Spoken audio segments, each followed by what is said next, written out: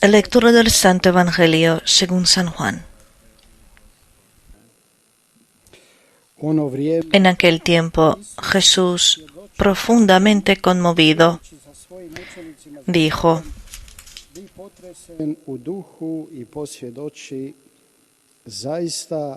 Os aseguro que uno de vosotros me va a entregar.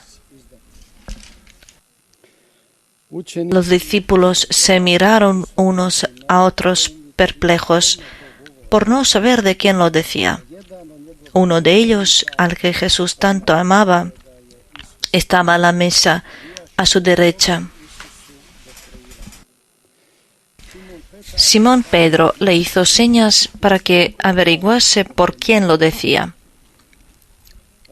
Entonces él, apoyándose en el pecho de Jesús, le preguntó: Señor, ¿quién es? Le contestó Jesús: aquel a quien yo le dé este trozo de pan untado. Y untando el pan, se lo dio a Judas, hijo de Simón el Iscariote. Detrás él: lo que tienes que hacer, hazlo enseguida. Ninguno de los comensales entendió a qué se refería. Como Judas guardaba la bolsa, algunos suponían que Jesús le encarnaba comprar lo necesario para la fiesta o dar algo a los pobres. Judas, después de tomar el pan, salió inmediatamente. Era de noche. Cuando salió, dijo Jesús: ahora es glorificado el Hijo del Hombre, y Dios es glorificado en él. Si Dios es glorificado en él, también Dios lo glorificará en sí mismo. Pronto lo glorificará.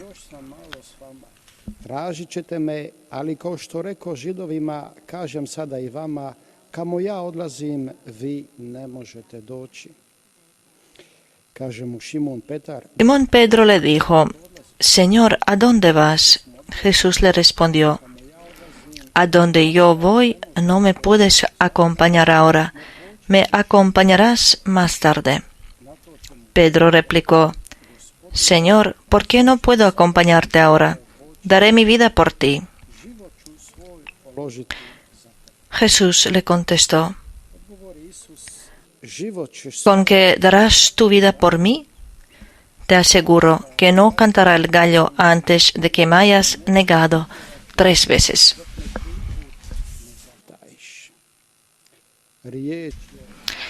Palabra del Señor.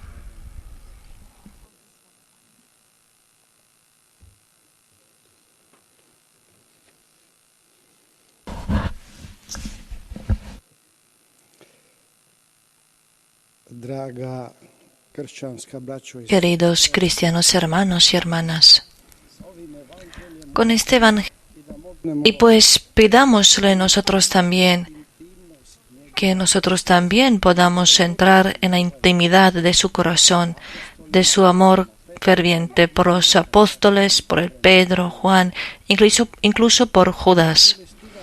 El evangelista Juan ha notado 2 cosas que se le han grabado en su memoria permanentemente. El cambio en el rostro de Judas cuando Satanás entra en él, y la tiniebla en la que entra cuando sale de la habitación.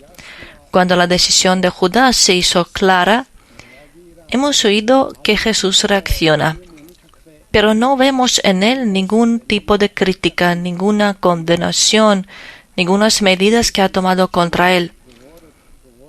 Lo contrario, Jesús empieza a hablar de la glorificación, de la gloria de Dios y de su propia gloria. Y la gloria de Jesús también es su amor. La traición no puede suavizar el gesto cuando Jesús dio el pan en la última ocasión a Judas. El amor de Jesús no se priva ni siquiera a un traicionero. Precisamente el amor de Jesús, que no desaparece ante la traición, ni siquiera ante la muerte. Ese amor es el reflejo del Padre del cielo. Con ese amor Dios se ha glorificado en el Hijo.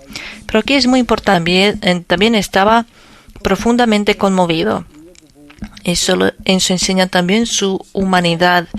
Jesús tenía un corazón humano y amaba a Judas con el amor divino a través de su corazón humano. Como el resultado de este amor perfecto, el corazón de Jesús estaba profundamente conmovido. Él estaba preocupado, en sentido que Jesús no podía hacer nada más de lo que ya había hecho para cambiar el corazón de Judas. Miremoslo bien. Jesús no estaba personalmente ofendido ni se enfadaba por la traición de Jesús. En lugar de eso, el corazón de Jesús ardía, pero por la profunda tristeza, porque perdió a Judas, al que había amado con el amor perfecto, igual como otros apóstoles. ¿Por qué entonces estaba conmovido? Jesús, aunque desde siempre lo sabía todo y conscientemente se entregó por nosotros, en el momento de la establección de la Eucaristía, en la noche de la agonía, sienta todo el horror sangrante ante tantos pecados. El hombre por el cual Él va a derramar su sangre está esclavizado por el pecado. Y esa tristeza mortal del alma rompe su corazón aún más, porque en Judas Él ve también a todas las futuras personas que van a recibir la Eucaristía en el estado del pecado grave, lejos de Jesús y lejos del amor. El evangelista Juan, al que Jesús amaba especialmente, conoce ese dolor y esa tristeza y hace un gesto no tan ordinario. Se apoyó en el pecho de Jesús. Eso es un mensaje para todos nosotros, que especialmente en estos días seamos el consuelo a Cristo y no aquellos que le harán más dolor. Una vez Jesús ha dicho al Santo Padre Pío: Hijo mío, no pienses que mi agonía ha terminado en esas 3 horas mientras estaba colgado en la cruz. No, por las almas que he premiado más, yo estaré en la agonía hasta el fin del mundo. El sufrimiento de Jesús, su lucha con la muerte, dura hasta el fin del mundo. Y eso ya lo había escrito Blaise Pascal, el filósofo francés en el siglo XVII. Podemos decir también al revés. Jesús en aquel momento sintió la traición especial de todos los tiempos y estaba conmovido hasta lo profundo de su alma. Judas entonces sale. Afuera está oscuro, era de noche. Jesús entonces empezó a hablar de su partida y la huerta para la gloria de Dios. Pero los discípulos del momento no pueden participar en esa gloria. Pedro incluso protesta y dice que está dispuesto a dar su vida para quedarse con Jesús. Pero Jesús lee los corazones humanos y conoce muy bien a Pedro. Lejos de dar la vida por Jesús, Pedro pronto negará que jamás lo conocía. Jesús entonces le anuncia su negación. Y así termina el Evangelio de hoy. Entonces un discípulo lo traiciona y otro lo negará. Pero el pecado no tendrá la última palabra, porque en esta palabra se habla, en este Evangelio se habla sobre la gloria de Dios. En estos textos sobre la pasión de Jesús podemos ver 2 dimensiones. La primera dimensión es la horizontal, la que todos bien la que todos pueden ver a la primera vista, incluso aquellos que no tienen fe en Jesús. A Jesús lo traicionará uno de sus 12 discípulos. Otro discípulo lo negará 3 veces. Y otros se van a escapar, dispersar cuando lleguen a prenderlo. Los judíos, jefes religiosos, lo condenarán por la blasfemia y Pilato lo va a crucificar como alguien que quiere ser el rey después de que el mismo pueblo